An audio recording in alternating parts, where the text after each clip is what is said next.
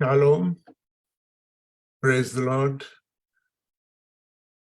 मैं aspirational fellowship के stage पे आप सभी लोगों का आज के इस खुशनुमा दिन पे वेलकम करता हूं, स्वागत करता हूं। हम यीशु मसीह के पैदाइश के महीने में ऑलरेडी आ चुके हैं और हमारे लिए ये बहुत खुशी की बात है कि यीशु मसीह हमारे लिए इस दुनिया में आए ताकि हमें नजात मिल जाए। वक्त है कि हम आगे बढ़ेंगे। इससे पहले हम आगे बढ़े, हम कलाम से पढ़ेंगे। हमारे बीच में हमारी कोऑर्डिनेटर पूनम साइलस है। मैं उनसे विनती करूंगा कि वो हमें जबूर की किताब उसका 41वां बाब 41 वर्स 1 to 3 पहली आयत से तीसरी आयत तक हमारी तलावत करें। Poonam Silas. Shalom everybody. Shalom. क्या ही धन्य है वह जो कंगाल की सुधि रखता है। विपत्ति के दिन यहोवा उसको बचाएगा। यहोवा उसकी रक्षा करके उसको जीवित रखेगा और वह पृथ्वी पर भाग्यवान होगा। तू उसको शत्रुओं की इच्छा पर ना छोड़। जब वह व्याधि के मारे शैया पर पड़ा हो तब यहोवा उसे संभालेगा। तू रोग में उसके पूरे बिछौने को उलट कर ठीक करेगा। परमेश्वर अपने वचन के पढ़े और सुने जाने पर आशीष दे। आमीन, आमीन। हमारे बीच में पास्टर प्रमेश, हमारे एडवाइजर मौजूद हैं।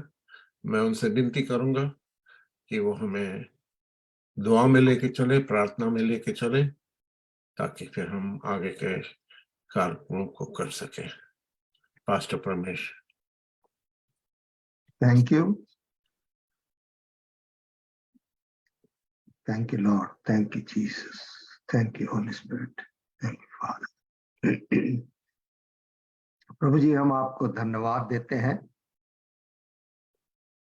इस बीते हफ्ते में जो आपने हम समूह को संभाला और फिर से एक बार हम सबको मिलाया कि हम आपस में मिलके आपके नाम को धन्य कहें, आपके नाम को ऊंचा उठा सके। प्रभु जी, इसके लिए हम आपको दिल से धन्यवाद देते हैं। विनती करते हैं प्रभु, इस समय में जो चीजें चल रही हैं, जो लोग बीमार पड़ रहे हैं, जो चीजें प्रभु जी हर एक को तंग किए हुए है सिचुएशंस में, प्रभु उन सब चीज के लिए आज हम प्रार्थना करते हैं। प्रभु होने दे कि हम हिम्मत रखें, हमारे अंदर तेरा पेशेंस होने पाए, क्योंकि आपने कहा मेरा अनुग्रह तुम्हारे लिए काफी। प्रभु जी, जितने भी लोग बीमार हैं उनके लिए एक ही प्रार्थना है कि उनका ईमान तुझ में मजबूती से बना रहे। प्रभु जी, हम दुआ करते हैं इंडिया में और पूरे वर्ल्ड में जहां कहीं भी तेरे नाम के लिए लोग सताए जा रहे हैं, जेलों में हैं, परेशानियों में हैं, प्रभु जी तो उनके साथ हुई है। होने दीजिए प्रभु कि आपका जो वायदा कलाम में लिखा है कि मैं तुम्हारे साथ होऊंगा, प्रभु आप हर एक के साथ में हैं। और विनती है प्रभु कि हर एक उन स्थितियों में जहां उन्हें पसंद ना हो, जहां पर वो रहना उनके लिए लाजिम भी नहीं है प्रभु, पर फिर भी वो हैं, तो उनको और उनके परिवार को तसल्ली दीजिए। उनको प्रभु जी उनके साथ बने रहिए। होने दीजिए कि उनके द्वारा बहुत सारे लोग इस बात को देखकर उनके अंदर भी तेरी सामर्थ पैदा होने पाए। पास्टर्स और उनकी फैमिली के लिए हम दुआ करते हैं जो बीते दिनों में काफी लोग मारे गए, काफी लोगों को टॉर्चर किया है, बहुत सारे पास्टर्स को जान से भी मार दिया। प्रभु, हमारी विनती है उनके परिवारों के साथ हुई है, कलीसिया के साथ हुई है जो वो छोड़ के गए हैं, कि वो कलीसिया किसी भी तरीके से प्रभु जी कहीं भी गड़बड़ ना होने पाए, सब लोग ईमान के साथ अभी भी उसी तरीके से तेरे साथ बने रहने पाए। प्रभु जी, आज जो वर्शिप के लिए बच्चे हैं प्रभु, उनको आशीष दीजिए और उनके साथ हुई होली स्पिरिट उनको गाइड करिए, ताकि वे अपने हृदय से आत्मा में होकर प्रभु जी तेरे नाम को ऊंचा करने पाए। प्रभु जी, हम होजना इंटरनेशनल चर्च के लिए दुआ करते हैं, उनके सेवकों के लिए जो चर्च में काम कर रहे हैं प्रभु, एक एक पास्टर के साथ हुए और होने दीजिए कि वे आपके नाम के लिए इस्तेमाल होने पाए और बहुत सारे लोग आशीषित हो। एस्पिरेशनल फेलोशिप के लिए हम दुआ करते हैं, जिसके द्वारा हम लोग जुड़ते हैं। ये आपकी आशीष है जो आपने हमें जुदा ना होने दिया, बल्कि आपस में मिला के रखा है प्रभु, कि हम जिस हाल में भी हों, जहां भी हों प्रभु, तेरी महिमा, तेरी स्तुति और तेरी बड़ाई करने पाए। प्रभु जी, हम इजराइल के लिए दुआ करते हैं, जो इजरायली वापस आ गए, जो अभी भी आ रहे हैं प्रभु, उनको सबको इकट्ठा करिए। होने दीजिए कि किसी भी तरीके की कोई प्रॉब्लम ना हो प्रभु जी। इजराइल में एक एक जन को तसल्ली दीजिए और होने दीजिए प्रभु कि वे आपको ईमान लाकर आपको प्रभु जी एक्सेप्ट करें, ग्रहण करें और प्रभु जी उनको आशीष मिलने पाए।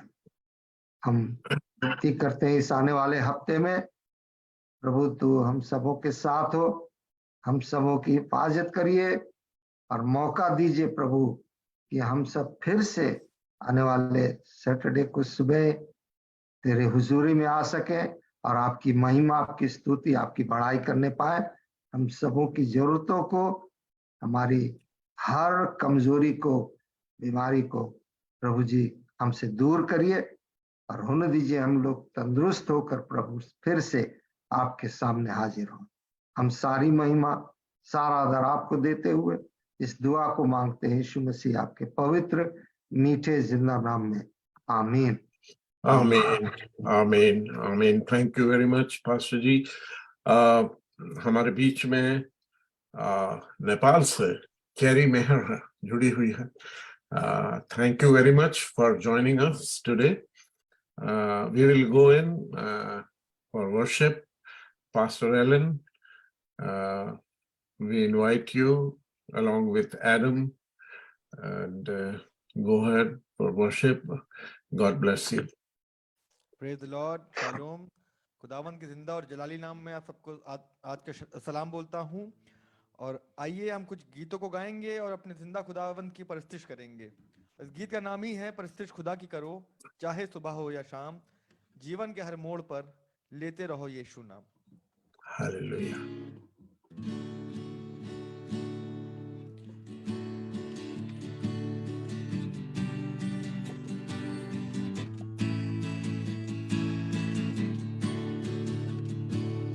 परस्तिश खुदा की करो, चाहे सुबह हो या शाम, जीवन के हर मोड़ पर लेते रहे यीशु नाम। परस्तिश खुदा की करो, चाहे सुबह हो या शाम, जीवन के हर मोड़ पर लेते रहे यीशु नाम।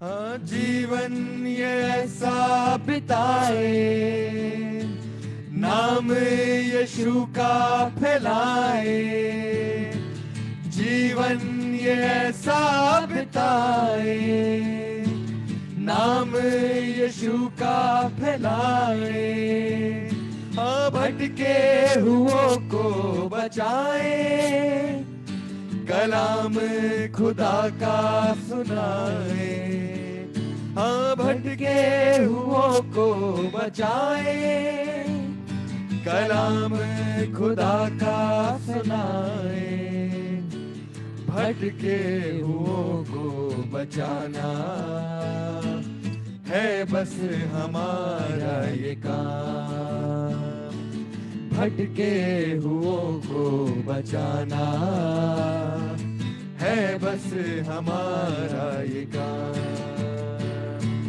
जीवन के हर मोड़ पर लेते रहे यीशु नाम, परस्तिश खुदा की करें, चाहे सुबह हो या शाम, जीवन वचन पर चलाए, पापों को दूर भगाए, जीवन वचन पर चलाए, पापों को दूर भगाए, यीशु में बढ़ते ही जाए, ताज खुदावन से पाए, यीशु में बढ़ते ही जाए, ताज खुदावन से पाए, जो बोगे वो काटोगे, कहता है जिंदा कलाम, जो बोगे वो काटोगे, कहता है जिंदा कलाम, परस्तिश खुदा की करो, चाहे सुबह हो या शाम, जीवन के हर मोड़ पर लेते रहे यीशु नाम,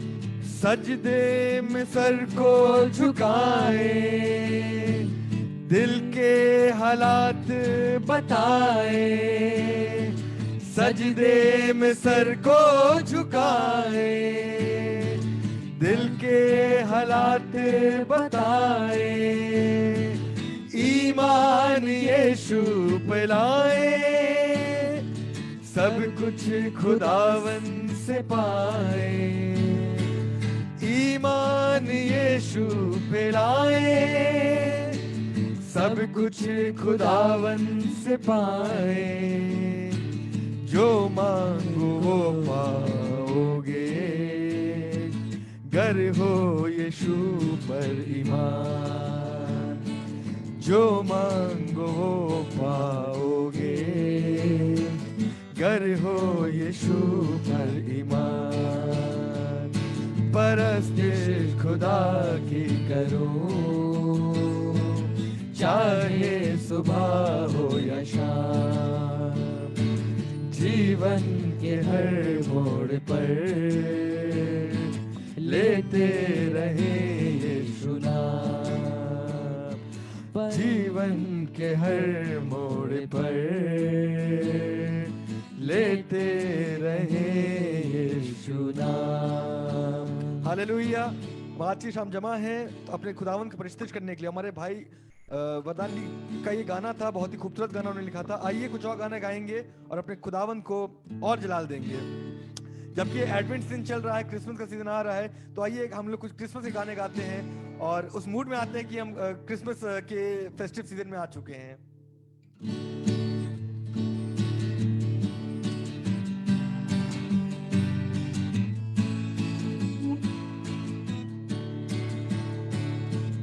आया मसीह दुनिया में तू पापियों को बचाने को लाए ईमान जो बेटे पर करेगा पार इस दुनिया को। आया मसीह दुनिया में तू पापियों को बचाने को लाए ईमान जो बेटे पर करेगा पार इस दुनिया को। दुनिया गुनाह में डूब रही थी, सादिक गुमराह हो रहे थे। दुनिया गुनाह में डूब रही थी, सादिक गुमराह हो रहे थे। छोड़ा आसमान बना इंसान, छोड़ा आसमान बना इंसान, मिली नजात इस दुनिया को। आया मसीह दुनिया में तू पापियों को बचाने को लाए ईमान जो बेटे पर करेगा पार उस दुनिया को। बैतलहम के मैदानों में गदर ये रात सो रहे थे। बैतलहम के मैदानों में गदर ये रात सो रहे थे। सोना फरिश्तों की ज़बान, सोना फरिश्तों की ज़बान, पैदा हुआ कृष्ण निधान। आया मसीह दुनिया में तू पापियों को बचाने को लाए ईमान जो बेटे पर करेगा पार इस दुनिया को। आलिमों ने किताबों से पढ़ी पैदाइश की तफसीर, आलिमों ने किताबों से पढ़ी पैदाइश की तफसीर। चल दिए वह भी ऊँटों पर, चल दिए वो भी ऊँटों पर, तारे हयात का पीछा कर। आया मसीह दुनिया में तू पापियों को बचाने को लाए ईमान जो बेटे पर करेगा पार इस दुनिया को। समंदर की सब लहरों पर, दुनिया की हर जुबानों पर, समंदर की सब लहरों पर, दुनिया की हर जुबानों पर है उसका नाम, है उसका काम, है उसका नाम, है उसका काम। सारा जहां लाए ईमान, हाँ है उसका नाम, है उसका काम, है उसका नाम, है उसका काम। सारा जहां लाए ईमान। आया मसीह दुनिया में तू पापियों को बचाने को लाए ईमान जो बेटों पर करेगा पार इस दुनिया को। आया मसीह दुनिया में तू पापियों को बचाने को लाए ईमान जो बेटे पर करेगा पार इस दुनिया को। Hallelujah, hallelujah. हम खुदावंद का धन्यवाद करते हैं कि वो हमें एक नया गीत देता है हर दिन कि हम उसकी स्तुति और उसकी प्रशंसा कर सके। आइए अब कुछ समय हम प्रेज एंड वर्शिप में जाएंगे और अपने बड़े खुदावंद, अपने जिंदा खुदावंद के नाम को जलाल देंगे। ओहो मसीह आया जमीन पर खुशी होती है, ओहो खुशी होती है सारे आसमान। ओहो मसीह आया जमीन पर खुशी होती है, ओहो खुशी होती है सारे आसमान। आसमान आसमान आसमान आसमान आसमान आसमान आसमान आसमान आसमान आसमान। ओहो मसीह आया जमीन पर खुशी होती है, ओहो खुशी होती है सारे आसमान। ओहो मसीह आया जमीन पर खुशी होती है, ओहो खुशी होती है सारे आसमान। अपने गल्लों की करते रखवाली, गडरिए बारी बारी हो जैसे पासबान। अपने गल्लों की करते रखवाली, गडरिए बारी बारी हो जैसे पासबान। पासबान पासबान पासबान पासबान पासबान पासबान पासबान पासबान पासबान पासबान। ओहो मसीह आया जमीन पर खुशी होती है, ओहो खुशी होती है सारे आसमान। ओहो मसीह आया जमीन पर खुशी होती है, ओहो खुशी होती है सारे आसमान। एक लश्कर तब आया आसमानी, सुनाई स्वर्गवाणी बहुत ही खुश ऐलान।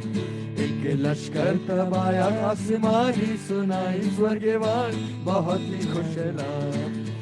खुशेलान खुशेलान खुशेलान खुशेलान खुशेलान खुशेलान खुशेलान खुशेलान खुशेलान खुशेलान। ओहो मसीह आया जमीन पर खुशी होती है, ओहो खुशी होती है सारे आसमान। ओहो मसीह आया जमीन पर खुशी होती है, ओहो खुशी होती है सारे आसमान। उन पे चमका उजियाला बड़ा वाला, कि जिससे हुआ रोशन तमाम वो मैदान। उन पर चमका उजियाला बड़ा वाला, कि जिससे हुआ रोशन तमाम वो मैदान। वो मैदान वो मैदान वो मैदान वो मैदान वो मैदान वो मैदान वो मैदान वो मैदान वो मैदान वो मैदान। ओहो मसीह आया जमीन पर खुशी होती है, ओहो खुशी होती है सारे आसमान। ओहो मसीह आया जमीन पर खुशी होती है, ओहो खुशी होती है सारे आसमान। हाँ आया है यीशु आया है, आया है यीशु आया है, आया है यीशु आया है, आया है यीशु आया है। मुकद्दमे साथ आया है, मुकद्दमे साथ आया है।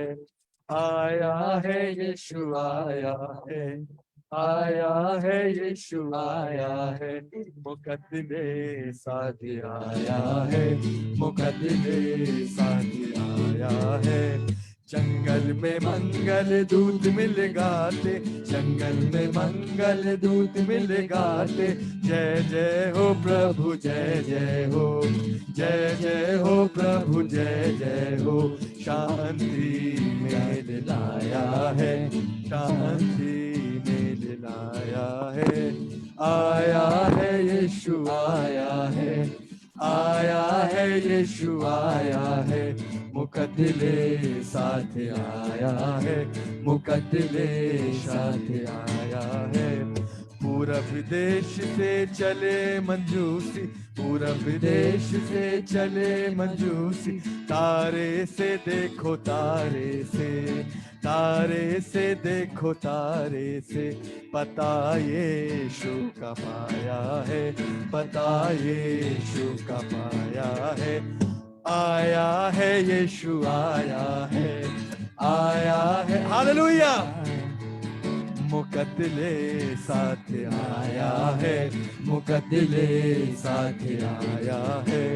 यरूशलेम जा पूछने लागे, यरूशलेम जा पूछने लागे। किस घर जी राजा किस घर जी, किस घर जी राजा किस घर जी। मुक्ति राजा आया है, मुक्ति राजा आया है। आया है यीशु आया है, आया है यीशु आया है। मुकद्दमे साथ आया है, मुकद्दमे साथ आया। क्या दिन खुशी का आया, रहमत का बादल छाया, दुनिया का मुंजी आया, हा हा हा हालेलुया। क्या दिन खुशी का आया, रहमत का बादल छाया, दुनिया का मुंजी आया, हा हा हा हालेलुया। दूध मरियम पास आया, बोला जन्मेगी बेटा, नाम उसका यीशु रखना, हा हा हा हालेलुया।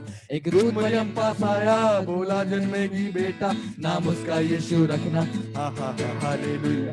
क्या दिन खुशी का आया, रहमत का बादल छाया, दुनिया का मुंजी आया, हा हा हा हालेलुया। क्या दिन खुशी का आया, रहमत का बादल छाया, दुनिया का मुंजी आया, हा हा हा हालेलुया।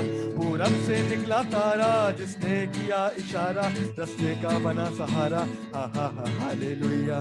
पूरब से निकला तारा, जिसने किया इशारा, रस्ते का बना सहारा, हा हा हा हालेलुया। क्या दिन खुशी का आया, रहमत का बादल छाया, दुनिया का मुंजी आया, हा हा हा हालेलुया। क्या दिन खुशी का आया, रहमत का बादल छाया, दुनिया का मुंजी आया, हा हा हा हालेलुया, हा हा हा हालेलुया, हा हा हा हालेलुया, हा हा हा hallelujah, Thank you, hallelujah. Jesus. Thank you, Thank you, Jesus. Jesus. Thank you, Jesus. Thank you, Jesus. Hallelujah. His presence is thick over here. इससे पहले कि हम कलाम के लिए दुआ में जाएं और आज के हमारे स्पीकर हमारे बीच में reverend Anil Patre from Bombay, he is there. लेकिन उससे पहले हम कुछ बात कहना चाहेंगे, and it is in my heart, that's why I want to talk about this.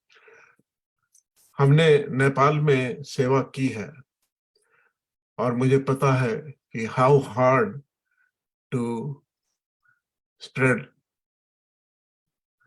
the message of God in Nepal. It's very difficult.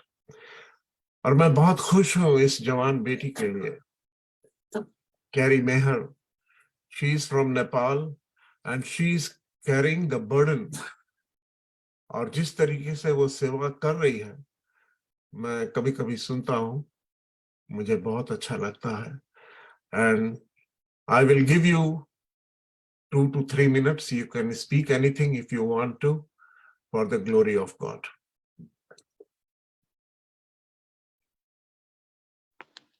Praise the Lord, shalom. सबको जय मसीह की। प्रभु को मैं शुक्रिया बोलती हूँ। थैंक यू सो मच, जिसने मुझे जूम का लिंक भेजा। तो हम लोग कम्युनिकेशन में था, तो मेरे का ज्वाइन होने के लिए बहुत इंटरेस्ट था, तो आज मैंने देखा तो मैं ज्वाइन हुआ। मैं प्रभु को बहुत बहुत शुक्रिया देती हूँ, जिसने मुझे आप लोग से मिलने के लिए अपॉर्चुनिटी दिया है। प्रभु को मैं बहुत थैंक यू बोलती हूँ। मैं भी जूम मिनिस्ट्री चलाती हूँ, ग्रुप ऑफ प्रोफेट सर्विस। मेरा फ्राइडे में होता है। मैं कभी कभी हम जो मैन ऑफ गॉड को भी उधर में मैं इनवाइट करती हूँ। प्रभु को थैंक यू सो मच। प्रभु ने हम लोग के लिए एक जूम सर्विस, जूम कंपनी से हम लोग का एक कम्युनिकेशन प्रभु का महिमा करने के लिए गॉड ले हमारा लिए एक नेटवर्क बनाया है। इससे प्रभु को महिमा हो रहा है। डे नाइट, नेपाल में नाइट होता है, तो may be somewhere like morning है, तो that means day night any time प्रभु का महिमा होता रहता है। प्रभु को thank you so much. So thank you so much for मेरे लिए टाइम देने के लिए। Thank you. God bless you. ये होता है the zeal, और I am so happy that she is working in the vineyard of our God. हम सभी काम कर रहे हैं, लेकिन जिगर तरीके से। लेकिन नेपाल में मुझे पता है कि इट्स वेरी डिफिकल्ट। वहाँ पे तो हमने जब सेवा की जिन दिनों में, तो मुझे काफी सामना करना पड़ा था मुसीबतों का। सो कोई बात नहीं है, हम लोग तो खुदा के लिए आगे बढ़ते हैं। और अब हमारे बीच में इस समय रेवरेंड एस.के. स्टीफन हैं। मैं उनसे विनती करूंगा कि वो कलाम के लिए दुआ करें, ताकि फिर हम कलाम में जाएंगे। Reverend Stephen. खुदावंत का शुक्र करते हैं सुंदर समय के लिए, सुंदर वक्त के लिए, सुनहरी शाम के लिए जो आपने दिया है कि तेरे फजल से आज हम सब जीवित पाए जाते हैं। तेरा शुक्र है खुदावन, तुमने सबको संभाला है, अपनी महिमा में अपने जलाल में रखा है। धन्यवाद देते हैं। एक एक जन को तेलों में छुपाते हैं, खासतौर से तेदास नील पात्रे को आज तेलों में छिपाते हैं। तेरा कलाम पिता परमेश्वर जब वो लेकर आते हैं खुदावन, उसकी डीप बातों को समझाने वाले बने और हम उसे सुनकर उसके ऊपर चलने वाले बनने। Yes, Lord. खुदावन ये हमारी दुआ है, हमें से हर एक को आपकी जुम्बिश महसूस होने पाए और उस कलाम के द्वारा पिता परमेश्वर आप हम सबके जीवनों में चलन करने पाए। ये हमारी दुआ है। तेदास को अभिषेक कर और हम सबको गाढ़ा मस्तर से तैयार कर खुदावन के हम उस कलाम को सुनकर उसको अपने अमल करने वाले हों और अपनी सेवकाइयों में उससे इस्तेमाल करने वाले हों। उन बातों को, उनको भेदों को हम इस्तेमाल कर सकें और अमल कर सकें। खुदावन का शुक्र करते हैं। सारी दुआ यीशु मसीह के वसीले से मांगते हैं, आमीन। आमीन, आमीन, आमीन। हमारे पास्टर अनिल पात्रे किसी मोहताज नहीं है कि इनको हम इनके बारे में कुछ बताएं, क्योंकि he is already there everywhere. हम इनको देखते हैं कभी पंजाब में, कभी गुजरात में, कभी बॉम्बे में, कभी दीगर जगहों में इनकी सेवकाई होती रहती है। और इनसे मैंने रिक्वेस्ट किया था, इन्होंने हमारे रिक्वेस्ट को कबूल किया। Pastor ji, God bless you. And this is all your time. You can bring the message of God, whatever He has given to you. Bless us. अपने माइक को म्यूट कर ले, जो ये आवाजें नहीं आनी चाहिए जब कलाम चलता है। तो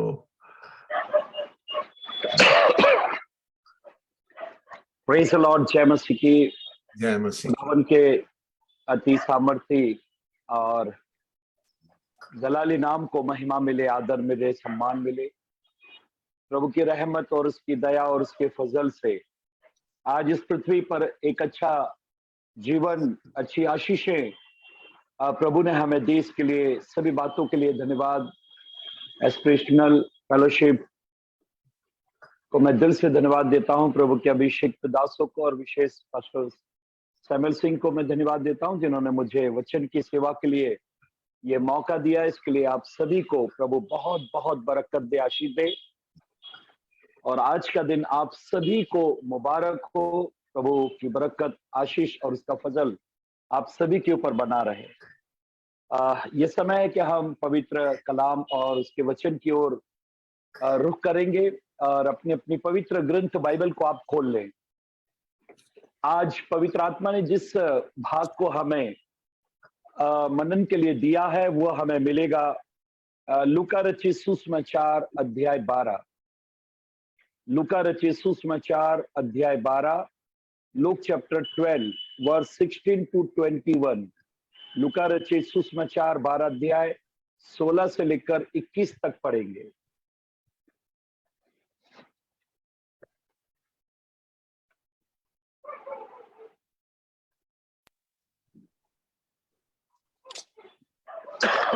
उसने उनसे एक दृष्टांत कहा। किसी धनवान की भूमि में बड़ी उपज हुई। तब वो अपने मन में विचार करने लगा, मैं क्या करूं, क्योंकि मेरे यहाँ जगह नहीं जहां अपनी उपज इत्यादि रखूं। और उसने कहा, मैं यह करूंगा, मैं अपनी बखारियां तोड़कर उनसे बड़ी बनाऊंगा और वहां अपना सब अन्न और संपत्ति रखूंगा। और अपने प्राण से कहूंगा कि प्राण, तेरे पास बहुत वर्षों के लिए बहुत संपत्ति रखी है, चैन कर, खा पी, सुख से रहे। परंतु परमेश्वर ने उससे कहा, हे मूर्ख, ये इसी रात तेरा प्राण तुझसे ले लिया जाएगा। तब जो कुछ तूने इकट्ठा किया है वह किसका होगा? ऐसा ही वह मनुष्य भी है जो अपने लिए धन बटोरता है, परंतु परमेश्वर की दृष्टि में धनी नहीं। परमेश्वर के वचन पढ़े जाने और सुने जाने पर उसकी आशीष हो।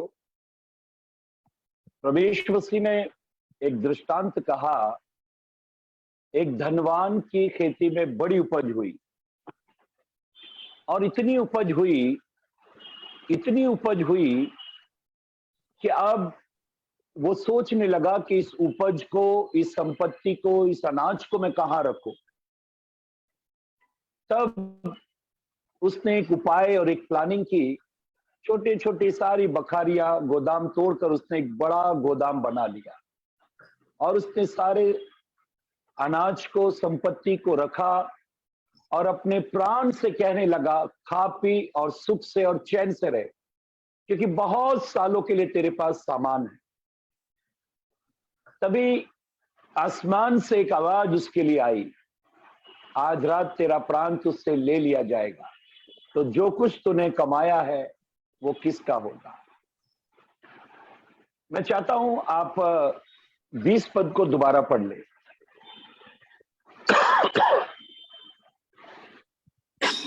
परंतु परमेश्वर ने उससे कहा, हे मूर्ख, इसी रात तेरा प्राण तुझसे ले लिया जाएगा। तब परमेश्वर ने इस व्यक्ति से कहा, हे मूर्ख, एक इतने सफल व्यक्ति को आसमान से एक आवाज आ रही है, जिसके पास धन दौलत, रुपया, पैसा, शान शौकत सब कुछ है, उसके लिए आसमान से एक आवाज आ रही है, आज रात मैं तुझे मारूंगा। मेरी बहनों, मेरे भाइयों, परमेश्वर के बेटे बेटियों, प्रभु के अभिषिक्तों, प्रभु इस व्यक्ति को कहता है, आज रात मैं तुझे मारने वाला हूं। जब मैं इस पद को पढ़ रहा था, अगर संसारिक रीति से देखा जाए, तो ये एक सफल व्यक्ति है। इसने सब कुछ कमा लिया, और ऐसे लिखा है इसके पास इतना आ गया कि रखने के लिए जगह नहीं है, इसको ये रखे कहां। इतने एक सफल व्यक्ति को प्रभु आज ही क्यों मार रहा है? उसको कोई मौका, कोई अवसर प्रभु दे ही नहीं रहा, और प्रभु कहता है, आज मैं तुझे मारने पर हूं। फिर मैंने बाइबल को अच्छी तरह से पढ़ा, तो इस व्यक्ति का अगर संसारिक रीति से हम देखें तो इसका कोई गुनाह, कोई पाप नजर नहीं आ रहा। ना तो इसने कोई व्यभिचार किया, ना तो इसने कोई हत्या की, ना तो कोई डाका डाला, ना कोई लूटपाट की, कोई कुछ नहीं किया। फिर प्रभु इसको मार क्यों रहा है? और बड़े ताज्जुब की बात है कि प्रभु कहता है, आज मैं तुझे मारूंगा। कभी कभी किसी एक सफल व्यक्ति को जब हम सुनते कि वो व्यक्ति मर गया, उसको अचानक हार्ट अटैक हुआ, अचानक एक्सीडेंट हुआ, अचानक कोई तकलीफ आई और वो उसमें मर गया, तो हमें बड़ा ताज्जुब होता है, एक ऐसा सफल व्यक्ति, एक इतना बढ़िया व्यक्ति, एक इतना अच्छा व्यक्ति, ये कैसे मर गया? मैंने न्यूज़पेपर में पढ़ा, ऑस्ट्रेलिया के एक हीरोइन मुंबई में बिग बॉस करके एक प्रोग्राम टीवी पर चलता है, उसमें भाग लेने के लिए आई। अभी चंद दिन ही हुए थे उस हीरोइन को इसमें भाग लेकर, तो उसकी तबीयत अचानक सेट पर शूटिंग के दौरान खराब हुई। डॉक्टर ने जब चेकअप किया तो मालूम पड़ा इसको कैंसर है। डॉक्टर ने कहा आपको कैंसर है। वो इतनी बड़ी ताज्जुब हुई, वो कहने लगी, वो हीरोइन फिल्म के एक्टर ऑस्ट्रेलियन वो लेडी कहने लगी कि हर वीक में सारे स्पेशलिस्ट डॉक्टर मेरा चेकअप करते, मेरी सारी रिपोर्टें नॉर्मल आती, फिर अचानक ये कैंसर मुझे कैसे हो गया? और जानते हो, कैंसर भी उसको लास्ट स्टेज पर ले गया। वो बड़ी चिंतित हो गई, परेशान हो गई, अचानक ये क्या हो गया? जब वो वापस ऑस्ट्रेलिया लौटी, उस बिग बॉस शो को बीच में छोड़कर, शूटिंग को बीच में छोड़कर जब वो ऑस्ट्रेलिया गई, चंद दिनों में वो film star, Australian film star, film actor, वो वहां जाकर मर गई, उसकी डेथ हो गई। लोगों को बड़ा अचंभा हुआ, ये कैसे हो गया? जब कोई सफल धनवान व्यक्ति मर जाता है और अचानक मरता है, तो बड़ा ताज्जुब होता है, ये क्यों मर गया? परमेश्वर ने इसको क्यों मार दिया? अगर ये इस दुनिया में रहता तो और आविष्कार करता, और पैसे कमाता, और संपत्ति कमाता, बड़े बड़े काम करता। मैं जब इस व्यक्ति के बारे में पढ़ रहा था तो शुरू से एंड तक इसका कोई गुनाह संसारिक रीति से मुझे नजर ही नहीं आया। मैं इसको गुनाह को ढूंढ रहा था, ऐसा इसने कौन सा गुनाह किया, ऐसा इसने कौन सा पाप किया कि प्रभु कहता आज मैं तुझे मारूंगा। मेरी बहनों, मेरे भाइयों, परमेश्वर के अभिषिक्तों, इस पूरी घटना को अच्छी रीति से जानने के लिए प्रभु ने इस बात को स्पष्ट रीति से बताने के लिए हमें स्टार्ट से एक बात कही। इसका 16 पद को पढ़ ले।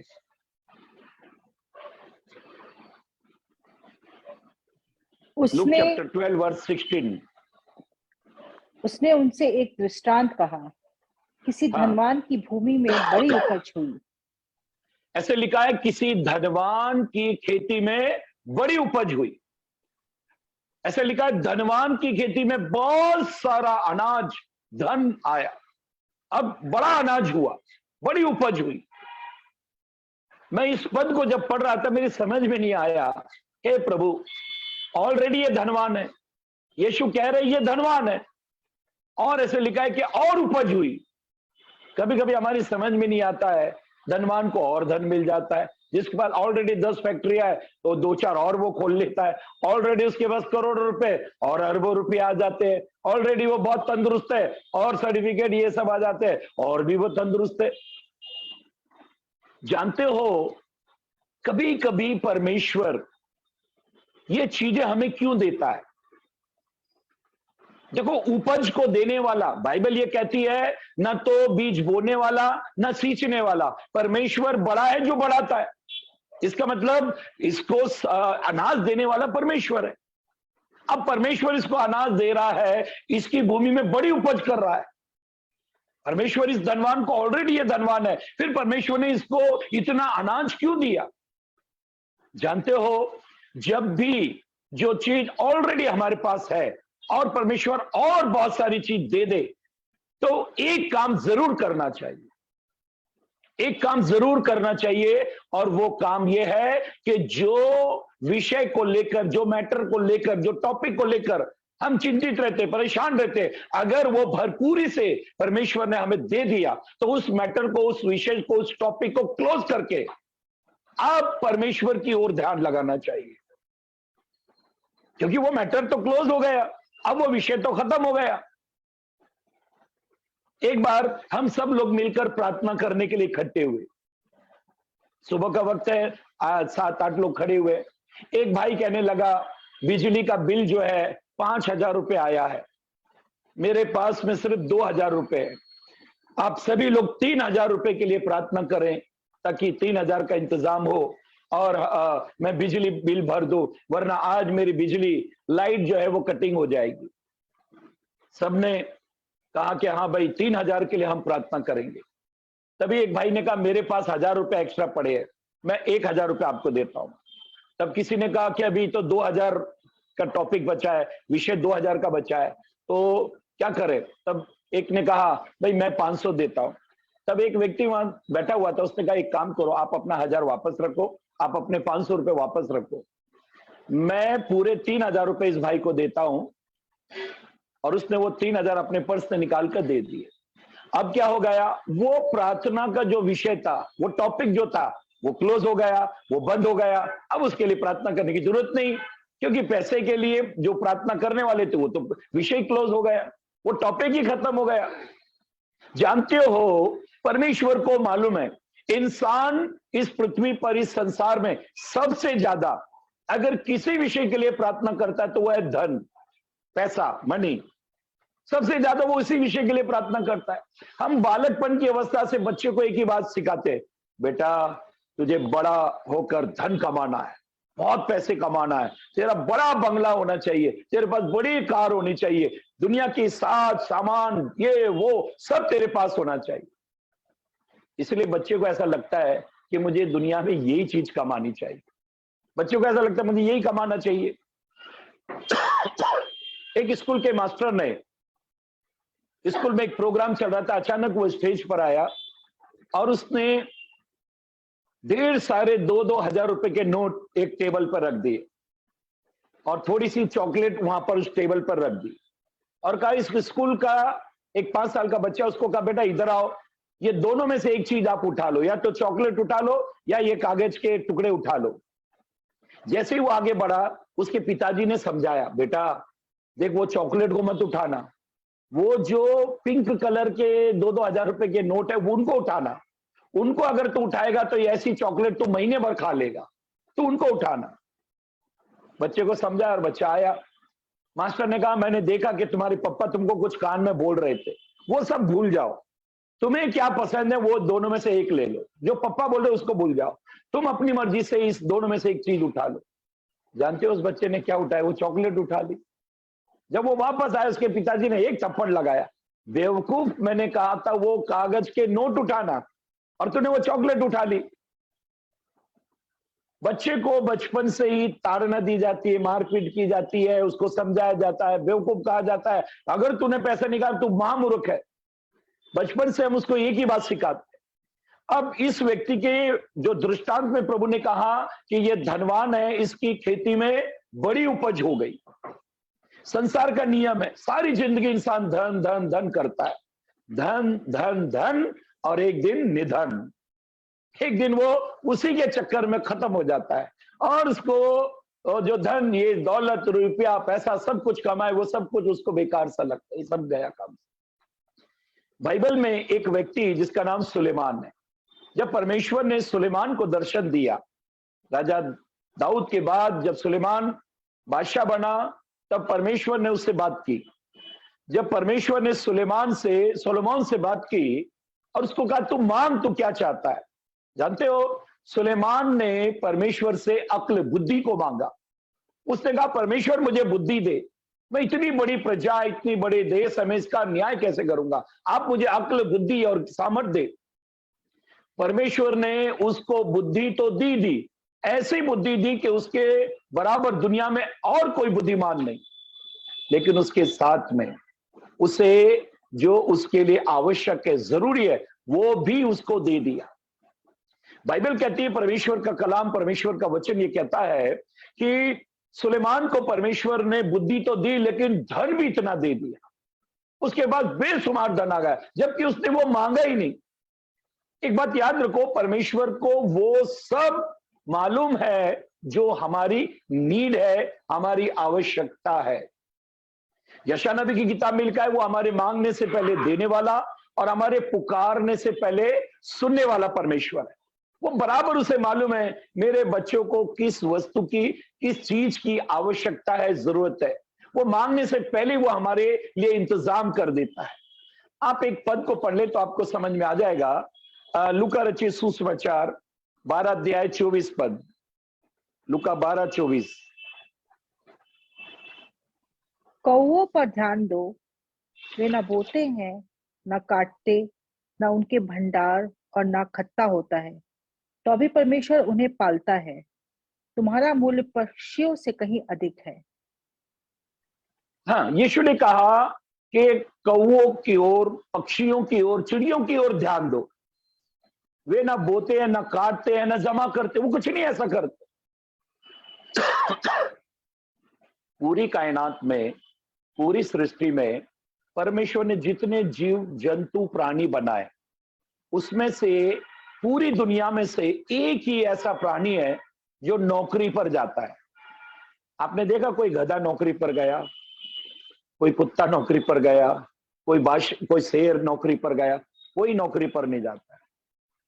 लेकिन इंसान ऐसा है, वही केवल नौकरी पर जाता है, वही काम पर जाता है। देखो इंसान क्या करता है, अपने लिए इतने सामान जमा करता है। ठंड से बचने के लिए उसके पास में घर है, ठंड से बचने के लिए उसके पास में हीटर है, ठंड से बचने के लिए उसके पास में ब्लैंकेट, कंबल, रजाई और कोट, पैंट सब कुछ है। बारिश से बचने के लिए उनके पास में छाता है, अम्ब्रेला है और रेनकोट है, गाड़ी है, घर है। गर्मी से बचने के लिए उसके पास में एसी है, पंखा है, घर है, हर चीज हर मौसम के लिए उसने इंतजाम करके रखा है। लेकिन इंसान को छोड़कर जितने भी जीव जंतु प्राणी इस दुनिया में, उनके पास में इन किसी मौसम से बचने के लिए कुछ भी नहीं। वो बारिश होती है तो भीगते हैं, गर्मी होती है तो वो उनको पसीना पसीना होता है, और ठंड होती है तो वो सुकुड़ते हैं। इस दुनिया में अगर सबसे ज्यादा सुविधा फैसिलिटी किसी के पास है तो वो इंसान है, लेकिन अगर सबसे ज्यादा परेशान कोई दुनिया में है तो कोई जानवर नहीं है, तो वो इंसान है। सबसे ज्यादा परेशान अगर दुनिया में कोई है तो वो इंसान है। हमेशा टेंशन टेंशन टेंशन टेंशन करते रहता है, वो चिंता चिंता चिंता चिंता करता रहता है। पवित्र ग्रंथ बाइबल में परमेश्वर के कलाम में हम पढ़ रहे हैं, ये व्यक्ति जो है, ये इसको परमेश्वर ने इतना दे दिया कि अब उसके विषय में कभी कोई बात नहीं होनी चाहिए। आप धन के विषय में कभी तो बात नहीं करना। हमारे मुंबई में एक मर्सिडीज कार में एक 80 साल की बुढ़िया बैठी हुई थी। 80 साल की बूढ़ी औरत बैठी हुई है कार में, मर्सिडीज कार में।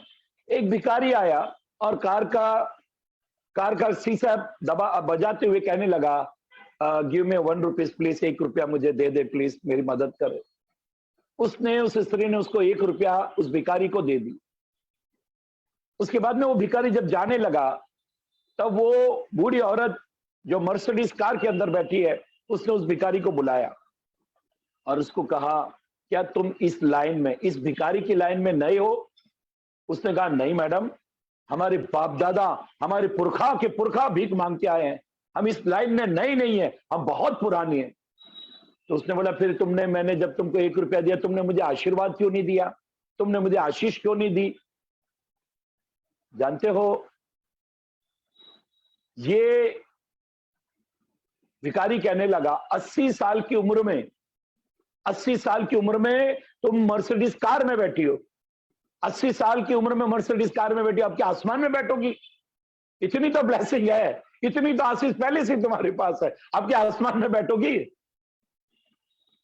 इंसान कभी भी संसार के धन दौलत रुपए पैसे को मना नहीं, बस ये कभी नहीं कहता। पौलुस कहता है, संतोष सहित भक्ति सबसे बड़ी कमाई है। आपको सेटिस्फेक्शन होना चाहिए। हमारे मुंबई में इतनी महंगाई है कि हस्बैंड वाइफ को दोनों को काम करना पड़ता है, तब जाके घर का गुजारा होता है। लेकिन कई पतियों को इतनी तनख्वाह, इतनी अच्छी सैलरी है, इतने ऊंचे पद पोस्ट पर है कि केवल एक व्यक्ति अगर काम कर ले तो बाकी के सब लोग बैठ के खाना खा सकते हैं, आराम की जिंदगी जी सकते हैं। ऐसे भी लोग हैं। तब मैं उन लोगों से ऐसा कहता हूं कि अगर एक आदमी के काम करने से बाकी के सब लोग आराम से खा सकते हो, तो उन बाकी के लोगों को रोज 6 घंटा कम से कम प्रार्थना, घुटने टेक कर प्रार्थना करनी चाहिए, क्योंकि उनको काम करने की जरूरत नहीं। परमेश्वर ने उनके लिए इंतजाम करके रखा है। इस व्यक्ति को परमेश्वर उसी रात उसी दिन क्यों मार रहा है? जानते हो, परमेश्वर ने इसकी जिंदगी का सारा इंतजाम करके रखा है, फिर भी इसकी जीवन में परमेश्वर का धन्यवाद, परमेश्वर का नाम कहीं भी सुनाई नहीं पड़ा। ऐसे लोग जो इस पृथ्वी पर अपने आप को सफल कहते हैं, बड़ा बिजनेसमैन कहते हैं, आशीषित लोग कहते हैं, ऐसे लोगों को परमेश्वर मूर्ख करके चिल्लाकर कहते, तू मूर्ख है। तो इस पृथ्वी पर ये सब चीजों को बटोर रहा है जो ये पृथ्वी पर ही रह जाने वाला है।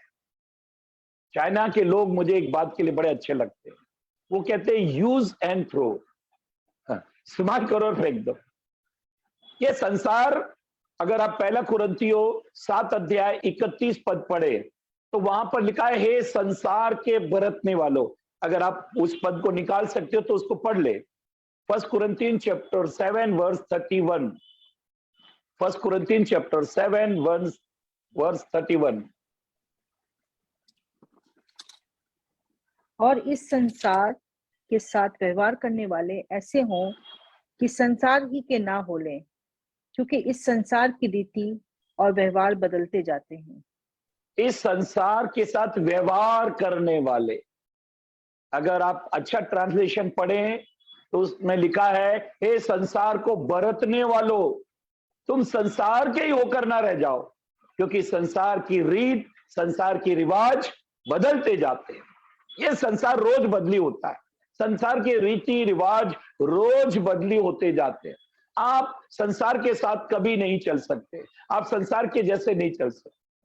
हमारे भारत में पहले ऐसा होता था कि लोग घर में खाना खाते थे और टॉयलेट के लिए, वॉशरूम के लिए बाहर जाते थे, लेकिन अभी उल्टा हो गया। अब बाहर खाना खाते हैं और टॉयलेट घर में करते हैं, अभी उल्टा हो रहा है। पहले जब कोई कार्यक्रम होता था, घर में शादी वगैरह होती थी, तो घर की औरतें खाना बनाती थी और बाहर से नाच गाने के लिए लोगों को बुलाया जाता था, लेकिन अब उल्टा होता है।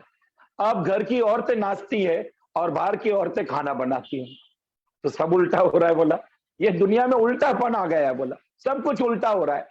पहले घर के दरवाजे के बाहर एक आदमी को खड़ा कर दिया जाता था ताकि कुत्ता घर में ना आ जाए, एक आदमी खड़ा रहता था ताकि कुत्ता घर में ना आ जाए।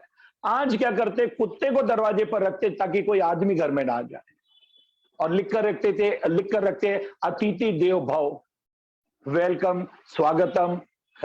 इसका मतलब ही मेरी समझ में नहीं आया। आपने कुत्ता भी रख के रखा है तो भी इसका तो कोई मतलब ही नहीं हुआ।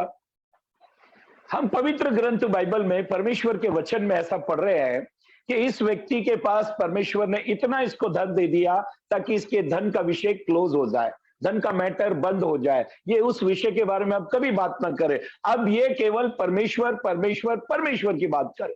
लेकिन परमेश्वर दोनों लोगों से दुखी है, तो गरीब से भी दुखी है, अमीर से भी दुखी है। अमीर चाहता है और पैसे आए, धनवान के पास, गरीब के पास है ही नहीं, इसलिए वो हाय हाय करते रहता है। उसके मुंह से हाय हाय की आवाज निकलती है और धनवान के मुंह से निकलता है आने दो आने दो आने दो। वो कभी सेटिस्फेक्शन होता ही नहीं। एक बात याद रखो, धनवान के धन ने, अगर आप लूका 16 अध्याय पढ़े तो वहां लिखा है एक बहुत धनवान व्यक्ति था, प्रतिदिन धूमधाम से रहता, बैजनी वस्त्र पहनता, प्रतिदिन धूमधाम से रहने वाला। इसकी धूमधाम की जिंदगी ने इसको कभी सोचने ही नहीं दिया कि तू इस दुनिया से एक दिन चला जाए, कभी इसको सोचने नहीं दिया। इसको ऐसा लगा बस धूमधाम की जिंदगी बताओ। और ये धूमधाम से रह रहा था, रोज एंजॉय करता, रोज नए नए कपड़े पहनता, मखमल के बैजनी वस्त्र पहनता, बड़े ऐश से ये जीवन जी रहा था। इसे मालूम ही नहीं कि मुझे ये एक दिन ये दुनिया छोड़नी है। मेरी बहनों मेरे भाइयों, उसी के दर पर, उसी की चौखट पर एक गरीब लाजर नाम का एक कंगाल, घाव से भरा हुआ, वो डेवड़ी पर आता था। और जानते हो उसकी डिजायर, उसकी इच्छा क्या थी कि ये धनवान की मेज पर जो झूठा बचता है उसको खाए और पेट भरे और वो अपने संसार से अपने मन को हटा ले। आप कितना स्वादिष्ट खाना खाते हो, आप कैसी प्लेट में खाना खाते हो, आपके खाने के फूड की वैरायटी क्या क्या है, आप चांदी की थाली सोने के चम्मच से खाना खाते हो, आप कितने बड़े महल में बंगले में रहते हो, ये सवाल परमेश्वर कभी आपसे नहीं पूछेगा। तुमने इस दुनिया में अपने वक्त को, अपने समय को कैसे बिताया। गरीब लाजर झूठन खा लेता था और अपने मन को प्रभु की ओर लगाता था। और जानते हो जब गरीब लाजर मरा, स्वर्गदूत उसको उठाने आए। इसका मतलब है कि उसके शरीर का कोई फोड़ा फुंसी ठीक नहीं हुआ। उसके शरीर पर घाव थे लेकिन एक भी फोड़ा फुंसी ठीक नहीं हुआ। उसको हीलिंग नाम की कोई चीज समझ में नहीं आई। उसको अपनी लाइफ में, अपनी जिंदगी में, प्रभु में होते हुए कभी उसको चंगाई नहीं मिली। देखो, दो ब्लेसिंग है, दो आशीष है, एक तन की आशीष और एक धन की आशीष। ये गरीब लाजर के पास ना तो तन ठीक है ना तो इसके पास धन है, लेकिन धनवान के पास में तन भी ठीक है और धनवान के पास में धन भी बहुत है। लेकिन इतना सब कुछ रहते हुए भी वो अधोलोक में चला गया। परमेश्वर कई सुविधाएं, कई फैसिलिटियां हमें इसलिए देता है ताकि हम प्रभु के और करीब आ जाए, प्रभु को और अच्छी रीति से जान ले और बेहतर रीति से प्रभु को समझ ले और उससे अपना रिश्ता बहुत मजबूत कर ले। मेरी बहनों, मेरे भाइयों, परमेश्वर के लोगों, पवित्र ग्रंथ बाइबल में ऐसा लिखा है, लूका रचित सुसमाचार 12 अध्याय और 17 पद को पढ़ ले। Luke chapter 12 verse 17।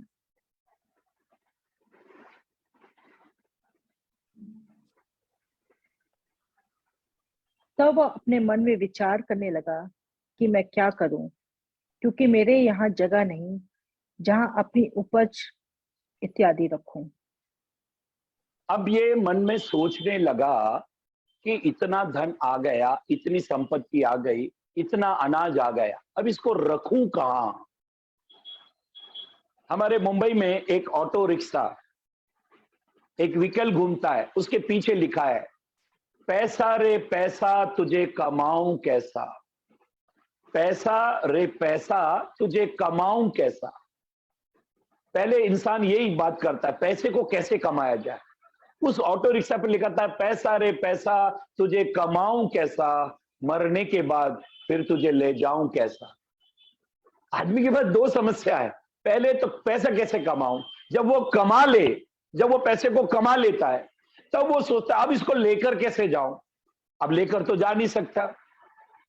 जानते हो यीशु मसीह के पास में अगर आप मरकुस की किताब 10 अध्याय पढ़े 17 पद से, तो वहां एक धनवान व्यक्ति यीशु के पास दौड़ता हुआ, यीशु के पास धनवान व्यक्ति दौड़ता हुआ आया और यीशु के आगे घुटने टेक दिए, उसको प्रणाम किया और उसके पास में एक इतना अच्छा विषय था, एक अच्छा टॉपिक था, बड़ा गंभीर टॉपिक।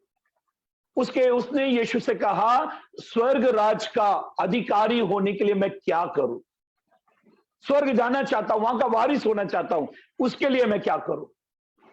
यीशु ने उसको कहा, तू व्यवस्था को जानता है? उसने कहा, हाँ, व्यवस्था को मैं लड़कपन से जानता हूं, इस व्यवस्था को मैं लड़कपन से, बचपन से जानता हूं। तब यीशु ने उसकी तरफ देखा, उससे प्रेम किया और उसको कहा, केवल अब तेरे में एक बात की घटी है, लैक ऑफ वन थिंग, तेरे अंदर एक बात की घटी है, जा जो कुछ तेरा है बेच दे, कंगालों को बांट, तुझे स्वर्ग में धन मिल जाएगा, तुम मेरे पीछे हो ले। जानते हो पवित्र ग्रंथ बाइबल में लिखा है, ये बात सुनकर उसके चेहरे पर उदासी छा गई और ऐसे लिखा है, वो शोक करता हुआ चला गया। यीशु के पास में है, यीशु की शिक्षा, यीशु की बातें के कारण उसको शोक हो रहा है, उसको दुख हो रहा है। कई लोगों को आज पवित्र ग्रंथ बाइबल के वचनों से तकलीफ होती है। जानते हैं तकलीफ क्यों होती है?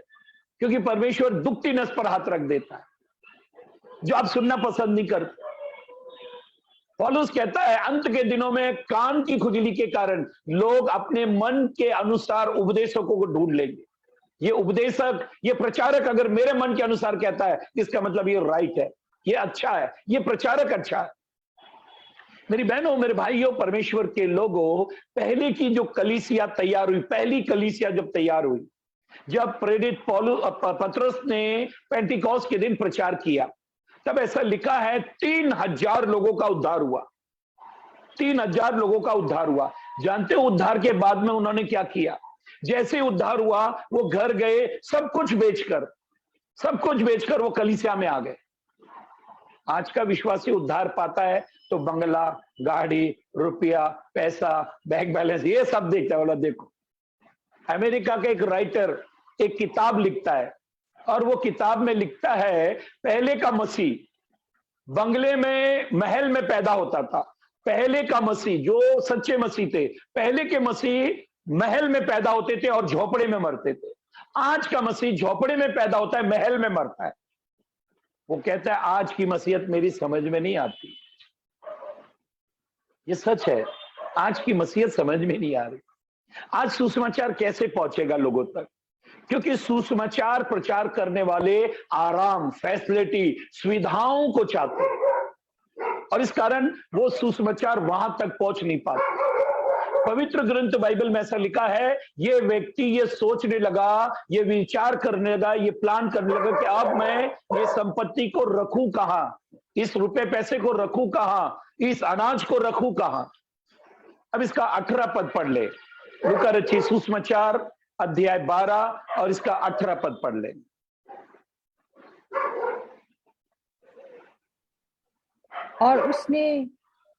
उनसे कहा, मैं यह करूंगा, मैं अपनी बखारियां तोड़कर उनसे बड़ी बनाऊंगा और वहां अपना सब अन्न और संपत्ति रखूंगा। अब इसने कहा छोटे काम बंद, अब बड़े बड़े काम करूंगा। सब छोटे छोटे काम बंद, अब बड़ा काम करूंगा। इसने छोटे छोटे सारे गोदाम तोड़े और एक बड़ा गोदाम बना लिया और उसमें सब रखूंगा। अब ये प्लान कर रहा है, अब ये व्यक्ति योजना बना रहा है। देखो, इसके प्लान में, इसकी योजना में कहीं परमेश्वर का कोई जिक्र नहीं आता। देने वाला कौन है, उसने मुझे ये सब क्यों दिया है। मैं अक्सर एक बात कहता हूं, हमारी औकात से ज्यादा जब भी परमेश्वर हमको दे दे, तब ये समझ जाना चाहिए परमेश्वर मुझसे कुछ विशेष काम कराना चाहता है। मेरी क्वालिफिकेशन के अनुसार मुझे तो ये नौकरी मिलनी चाहिए थी, मुझे इतनी बड़ी नौकरी कैसे मिल गई। मेरी बुद्धि, मेरे ज्ञान, मेरे सामर्थ्य के अनुसार मुझे ये काम मिलना चाहिए था, फिर ये क्यों मिल गया।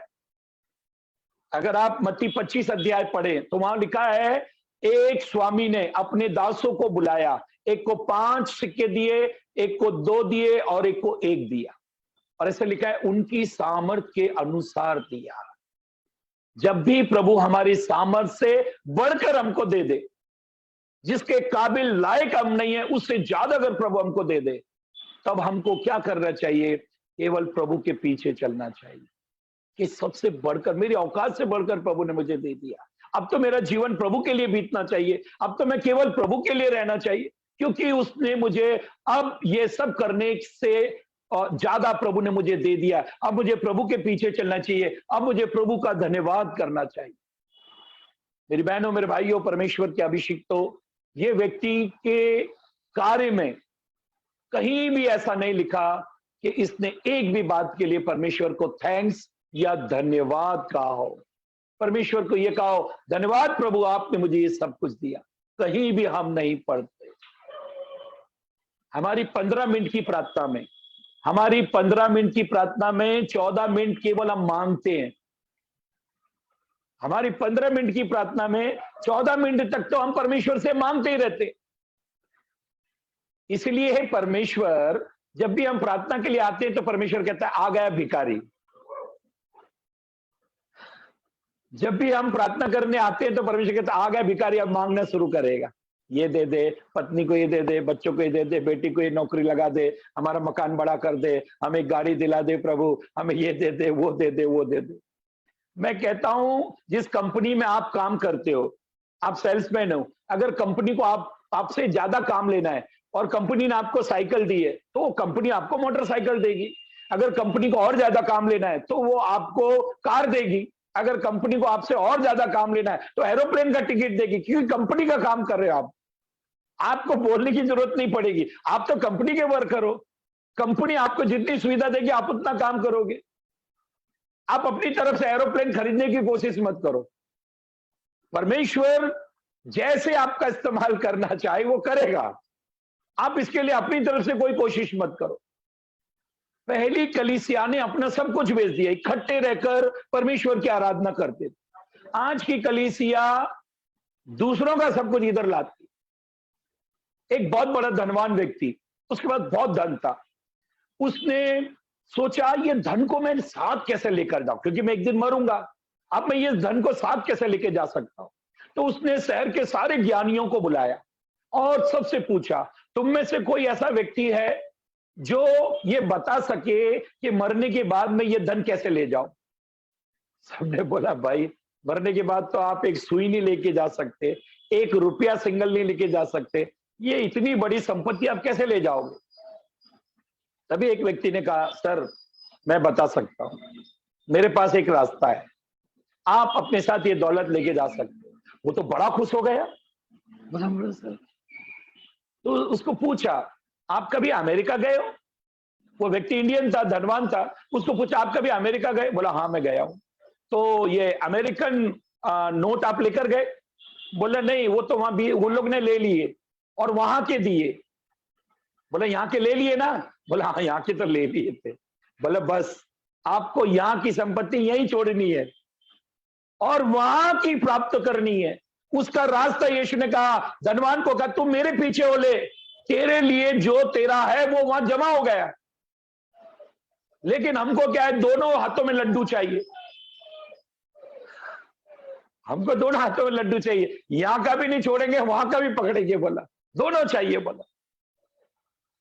मुझे याद आती है घटना, एक आदमी समुद्र में गिर गया। अब वो चिल्लाने लगा, वो जोर जोर से चिल्ला रहा है, हे प्रभु बचा, हे प्रभु बचा, हे प्रभु बचा। ऊपर से एक आवाज आई, अगर मैं तुझे बचाऊं, अगर मैं तुझे बचाऊं तो तू क्या करेगा? इसने कहा, प्रभु अगर आप मुझे बचाएंगे तो मैं 50 किलो लड्डू मैं गरीबों में बांटूंगा, 50 किलो लड्डू मैं गरीबों में बांटूंगा। प्रभु ने बोला ठीक है। प्रभु ने ऐसा पानी को बहाया, ये किनारे पर आ गया। ये जैसे किनारे पर आया, इतने इतने कमर तक के पानी पर आ गया। अब इसने सोचा अरे अब तो बच गया, तो ये चलकर पानी से निकलने लगा।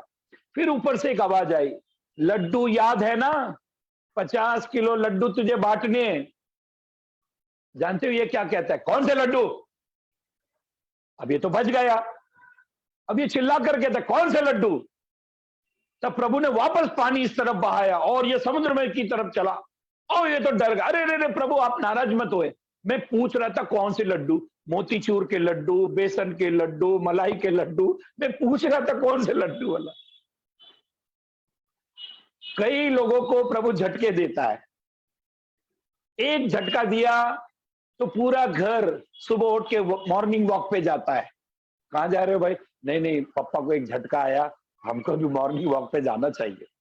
आपका परिवार के जरिए पूरी सोसाइटी, पूरा एरिया मॉर्निंग वॉक पर निकल जाता है क्योंकि एक व्यक्ति को झटका दिया। मेरी बहनों, मेरे भाइयों, मुझे वो दिन याद आते हैं जब वर्ल्ड ट्रेड सेंटर अमेरिका में गिरा। जब वर्ल्ड ट्रेड सेंटर अमेरिका में गिरा, हजारों लोग मरे। जब से अमेरिका बना तब से अमेरिका में सबसे ज्यादा प्रार्थना उस समय, उन दिनों में हुई जब वर्ल्ड ट्रेड सेंटर गिरा। तब एक प्रचारक कहता है, क्या परमेश्वर बार बार वर्ल्ड ट्रेड सेंटर को गिराए ताकि तुम दुआ करो? क्या यह जरूरी है कि परमेश्वर बार बार वर्ल्ड ट्रेड सेंटर गिराए? कई हादसे, कई तकलीफें, कई समस्याएं, कई प्रॉब्लम परमेश्वर इसलिए देता है ताकि हम हमारे चाल चलन में सुधार लेकर आए। हागे नबी कहता है कि देखो, सोचो, आसमान ने बारिश गिरना, ओस जमीन ने उत्पन्न करना, अनाज पैदा करना बंद कर दिया। तब तुम अपने चाल चलन पर गौर करो। यीशु के पास में, प्रभु यीशु के पास में कुछ लोग आए और कहने लगे यरूशलेम का गुम्मट गिरा, 18 लोग मर गए। यीशु ने कहा वो बहुत पापी थे, ऐसा नहीं है, वो इसलिए नहीं मरे कि बहुत पापी थे। यीशु ने कहा अगर तुम भी मन नहीं पाओगे तुम भी मर जाओ। प्रभु इस धनवान व्यक्ति को कहता है आज रात मैं तेरा प्राण तुझसे लूंगा। इसका 19 पद को पढ़ ले, 19, लुक चैप्टर 12 वर्स 19।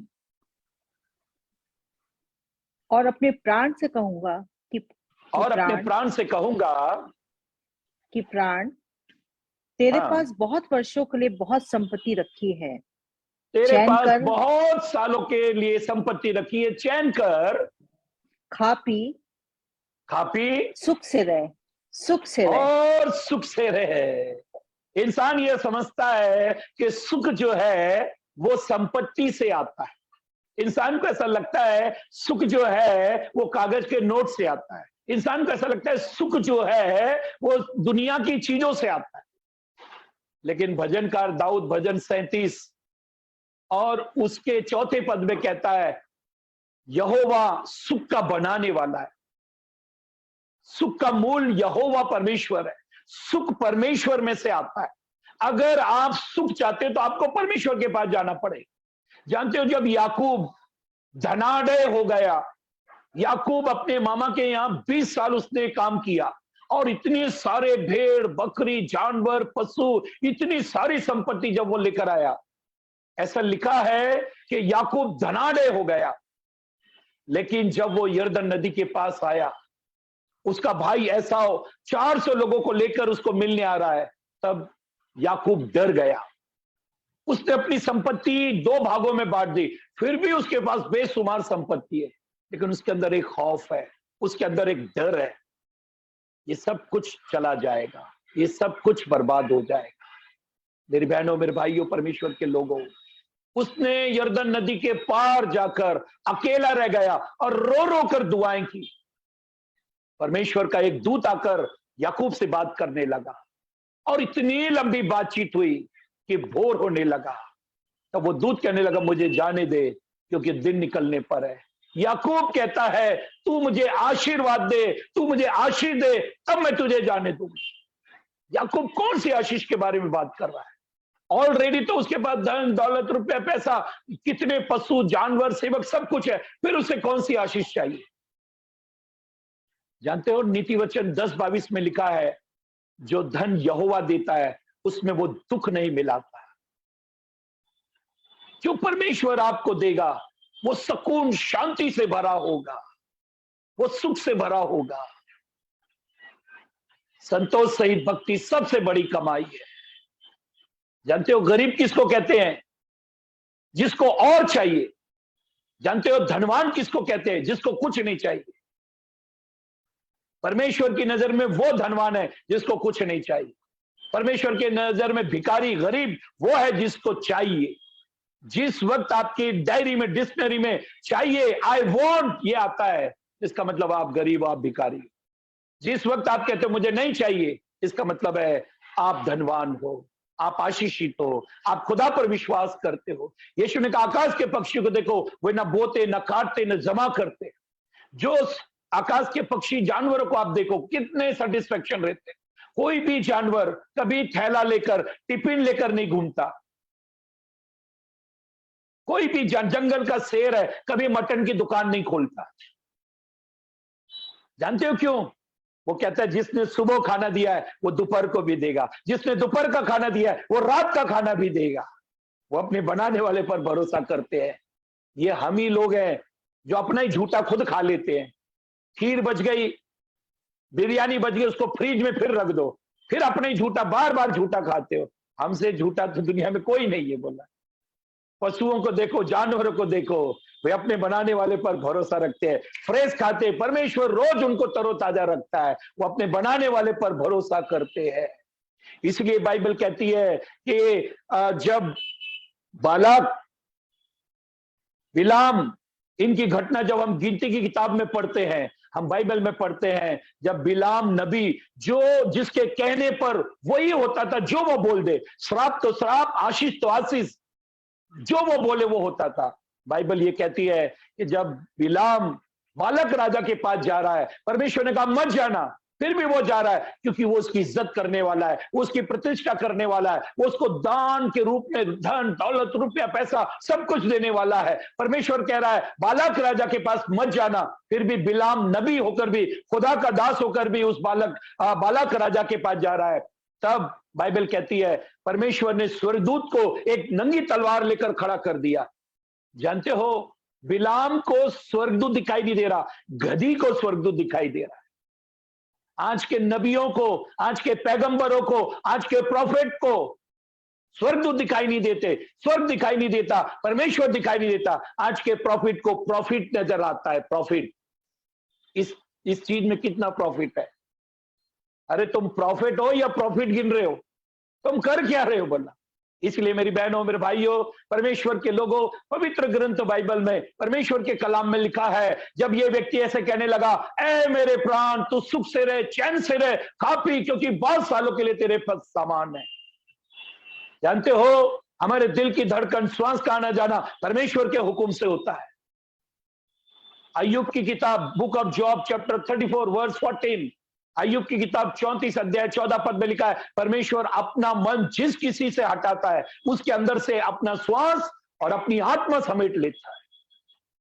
अगर आप परमेश्वर के वचन के आधार पर जिंदगी नहीं जी रहे हो, अगर आप परमेश्वर के वचन में जिंदगी नहीं बने हुए, अगर आप परमेश्वर के हुक्म से नहीं चल रहे हो, तो आपके अंदर की जो श्वास है, आत्मा है, उस पर परमेश्वर का अधिकार है। जकरिया की किताब 12:1 में लिखा है, हे आत्माओं के रचयिता, परमेश्वर आत्माओं का रचयिता है, वो अपनी आत्मा अपने में वापस समेट लेता है। सुख चैन से रहे, ये कह रहा है। कई बार हमको ऐसा लगता है कि दुनिया की चीजों में सुख है, दुनिया की चीजों में शांति है। यूहन्ना 14:27 में प्रभु यीशु ने कहा, मैं तुम्हें शांति दूंगा, संसार जैसा शांति देता है, मेरी शांति वैसी नहीं, मैं तुम्हें अपनी शांति दूंगा। जो यीशु क्रूस पर टंगा हुआ है, उसने 7 शब्द ऐसे कहे, क्रूस पर टंगे हुए यीशु ने 7 शब्द ऐसे कहे, जब वो घायल अवस्था में था, जब सर पर कांटों का ताज लगा हुआ था, कोड़ों से पूरा बदन छलनी हुआ था, हाथ पैरों में कीले ठोके हुए थे, तब वो कहता है, ऐ बाप इन्हें माफ कर दे, क्योंकि ये नहीं जानते ये क्या करते। हमको तो बात सहन नहीं होती है, लात सहन क्या होगी। मेरी बहनों, मेरे भाइयों, फिर 20 पद में प्रभु इस व्यक्ति को कहता है, आज रात में तुझे मारूंगा, आज रात में तुझे मारूंगा। लूका की किताब में एक माली ने खेत में उस पेड़ को बहुत अच्छे से कई वर्ष तक संभाला, लेकिन उस पर फल नहीं आया। तब मालिक आकर कहने लगा, इस पेड़ को काट दो, क्योंकि ये जमीन को घेरे हुए है। अगर आपकी जिंदगी प्रभु के काम नहीं आ रही, तो प्रभु कहता है ये जमीन को घेरे हुए है। जैसा पेड़ जमीन को घेर कर रखता है, ना तो छाया देता है, ना तो लकड़ी देता है, ना तो फल देता है, किसी काम का नहीं, इसको काटो और आग में डालो। जानते हो, जिसको एक सिक्का दिया था, उसको उसके स्वामी ने कहा, इसके हाथ पैर बांधकर अंधेरे में डालो, जहां रोना और दांत पीसना है। जानते हो उसका पाप क्या है? इसने उस सिक्के को जमीन में गाड़ दिया, उसका कुछ नहीं किया। अगर आप प्रभु के किसी काम के नहीं है, तो प्रभु भी आपको किसी के काम का नहीं रखेगा, ना तो दुनिया के, ना तो स्वर्ग के। तुम किसी काम के नहीं। इसलिए अपने आप को परमेश्वर के योग्य ठहराओ, अपने आप को परमेश्वर के लिए तैयार करो। 24 घंटे में से 10वां अंश परमेश्वर को दो, घंटों का, समय का 10वां अंश परमेश्वर को दो। आपके रुपए पैसे का 10वां अंश आप कलीसिया को देते हो, वो आप ही के काम आता है। आप हॉल में बैठते हो, आप अच्छा वचन सुनते हो, वो आपके काम आता है। लेकिन जब आप समय का 10वां अंश देते हो, वो परमेश्वर के पास जाता है, और परमेश्वर अन्याय नहीं है, वो 1000 गुना आपको लौटाता है। अगर इस दुनिया में सुख से, शांति से, सुकून से रहना चाहते हो, परमेश्वर के काम में बने रहना चाहते हो, तो प्रभु चाहता है, परमेश्वर चाहता है कि आप उसके काम आ जाओ। आप अपना समय प्रभु को दो। एक टेलीविजन जब घर में खरीद कर लाते हैं, कितने भी आप बिजी हो, कम से कम 2-3 घंटे तो उस टेलीविजन को, उस टीवी को आप देते हैं। क्या प्रभु टीवी से भी बेकार है? क्या प्रभु की इतनी भी इज्जत नहीं है? क्या आप उस टेलीविजन को बिजी शेड्यूल में भी आप समय दे देते हो? एक स्त्री घर में 5 बार सफाई के काम करती है। पहले वो सुबह उठ के घर की सफाई, बदन की सफाई, अपने शरीर की सफाई, कपड़ों की सफाई, घर की सफाई, दुनिया भर की सफाई करती है। लेकिन प्रभु कहता है, मेरी बेटी, एक बार तो दिन में एक बार तो अपने दिल की सफाई किया कर, तो दिल की सफाई किया कर। मैं चाहता हूं आप सभी लोग अपनी आंखों को बंद कर लें। 1 मिनट के लिए मैं आप लोगों के लिए दुआ करना चाहता हूं। जमीन और आसमान के मालिक परमेश्वर पिता, हमारे दिल की धड़कन, हमारे श्वास का आना जाना प्रभु तेरे हुक्म से होता है। जो इस पृथ्वी पर किसी काम का नहीं है। मत्तुशैलह के बारे में उत्पत्ति 5:27 में हम पढ़ते हैं, प्रभु 969 साल जीने वाला व्यक्ति, किसी काम का नहीं प्रभु। उसने क्या काम किया कुछ पता नहीं चला प्रभु। हे प्रभु परमेश्वर, इस पृथ्वी पर हमारा जीना एक उद्देश्यपूर्ण जीवन होने पाए प्रभु। अपने बच्चों पर रहम कर, दया कर, अनुग्रह कर। जितने दास दासियां, सेवक, जितने भाई बहन, बच्चे, परिवार, कुटुंब आज के कलाम को सुन रहे हैं प्रभु, हर एक के हृदय को आप छू ले, हर एक से आप बात करें प्रभु। आपका अनुग्रह इनके पर बहुत आयत से आ जाए ईश्वर जा, और ये कलाम के अनुसार जिंदगी को जीने पाए। वचन कहता है, देखो न्यायाधीश द्वार पर खड़ा है। परमेश्वर के हाथ में पड़ना भयानक बात है। परमेश्वर तू सब बातों का एक दिन न्याय करेगा प्रभु। जो जो चीजें तूने हमें दी है, तू उनका हिसाब लेने के लिए आ रहा है प्रभु जी। प्रभु यीशु, आपने कहा परमेश्वर के सामने खड़े रहने के योग्य बनो। प्रभु आपकी रहमत, आपकी दया, आपकी करुणा के लिए धन्यवाद यीशु राजा। इस सभा को भी आपने ब्लेस किया, धन्यवाद। जितने तेरे दासों ने इस फेलोशिप को, एस्पिरेशनल फेलोशिप को चला रहे प्रभु, हर एक को आप ब्लेस करे, आशीष करे, इन्हें अच्छी तंदुरुस्ती दे, ये तेरे काम आए और तेरी महिमा में अपना जीवन बिताने पाए। आपने आशीर्वादित किया, इसके लिए धन्यवाद। सारी महिमा आपको मिले, प्रार्थना यीशु के नाम से मांगते। Amen, amen, amen. Thank you very much for this Praise the Lord. wonderful message. Praise the Lord, praise the Lord. खुदा बाप आपको अपनी महिमा के लिए ऐसे इस्तेमाल करे। Let's sing, give thanks with a grateful heart. Give thanks to the Holy One. Give thanks because He has given Jesus Christ His Son. Can we sing that?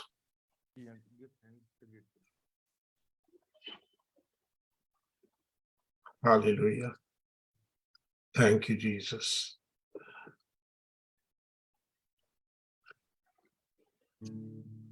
Give thanks with a grateful heart. Give thanks to the Holy One. Give thanks because He's given Jesus Christ, His Son. And now let the weak say, I am strong. Let the poor say, I am rich. Yes, Lord. Because Hallelujah. of what the Lord has done for us. And now let the weak say, I am strong. Let the poor say, I am rich. Because of what the Lord has done for us. Give thanks. Hallelujah. Thank you, Jesus. Thank you, Jesus. Thank you, Jesus. Thank you, Jesus. We thank you, Lord. We thank you, Lord. We thank you, Lord. We thank you, Lord. हमारे बीच में इस समय pastor Jagdish हैं। मैं उनसे विनती करूंगा कि वो हमें इस कलाम के लिए जो हमारे बीच में खुदा का बीज बोया गया उसके लिए धन्यवाद दें और दुआ करें।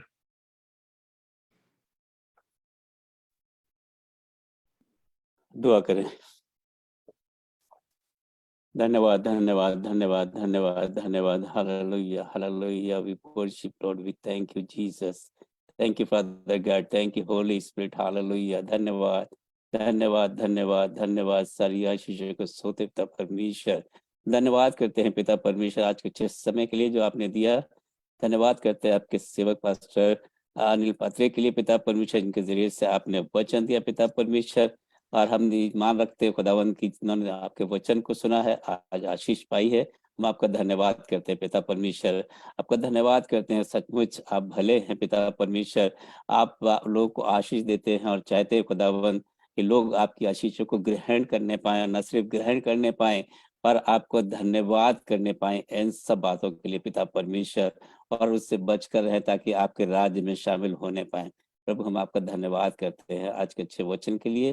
धन्यवाद है पिता परमेश्वर एक एक जन के लिए, खुदावंद एक एक भाई एक एक बहन के लिए जो आज की सुबह में इस फेलोशिप के साथ में जुड़े हुए हैं। प्रभु खुदा आपसे प्रार्थना करते हैं अगर इनमें से कोई किसी भी तरीके से आज के दिन में परेशानी की हालत में है, टेंशन में है, किसी वजह से परेशान है, प्रभु आपसे प्रार्थना करते इसी समय आपकी शांति, आपकी पीस, आपका प्यार, आपका धीरज इनके दिलों में समाने पाए पिता परमेश्वर।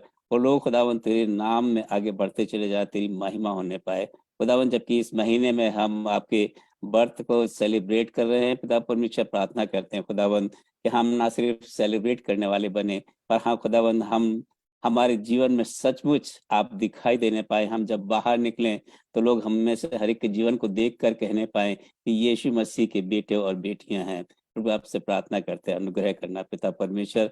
आने वाले समय के लिए भी आपसे प्रार्थना करते, इस साल तक आपने हमें इस समय तक संभाल के रखा है, आने वाले समय के लिए भी प्रार्थना करते हैं आपका अनुग्रह इसी तरीके से आपके लोगों पर बना रहे और हम सब आपकी महिमा के लिए इस्तेमाल होने पाए। सारी बातों के लिए एक बार फिर आपकी शुक्रगुजारी करते हैं, आपका धन्यवाद करते हैं और धन्यवाद के साथ इस प्रार्थना को मांग लेते हैं आपके मीठे और मधुर नाम में। सुने और कबूल कर लें। आमीन। आमीन आमीन आमीन। हमारे बीच में हमारे एल्डर इमैनुअल सैमुअल मौजूद हैं। मैं उनसे बोलूंगा कि वो हमें खुदा की सिखाई हुई दुआ में लेके चले और उसके बाद हमारे पास्टर अनिल पात्रे हमें बेनेडिक्शन से विदाई देंगे। Hallelujah, thank you. आइए हम खुदावन के सिखाए हुए दुआ में जाएंगे। हे मेरे बाप, तू जो आसमान पर है, तेरा नाम पाक माना जाए, बादशाहत आए, तेरी मर्जी जैसे आसमान पे पूरी होती वैसे जमीन पर भी हो जाए। हमारे दिन भर की रोटी आज हमें बख्श दें, जिस तरह हम अपने कसूरवारों को माफ करते हैं, तुम्हारे कसूरों को माफ करें। हमें आजमाइश में पड़ने बल्कि बुराई से बचाएं, क्योंकि बादशाहत, कुदरत और जलाल हमेशा तेरी हो। आमीन आमीन आमीन। अब पिता परमेश्वर का प्रेम, प्रवेश मसीह का अनुग्रह और पवित्र आत्मा की सामर्थ और सहभागिता आने वाले मसीह यीशु के दूसरे आगमन तक एस्पिरिशनल फेलोशिप और जितने भी खुदा के खादिम दास दासिया बच्चे परिवार हैं, इन सब के साथ हमेशा हमेशा होती रहे। आमीन। आमीन।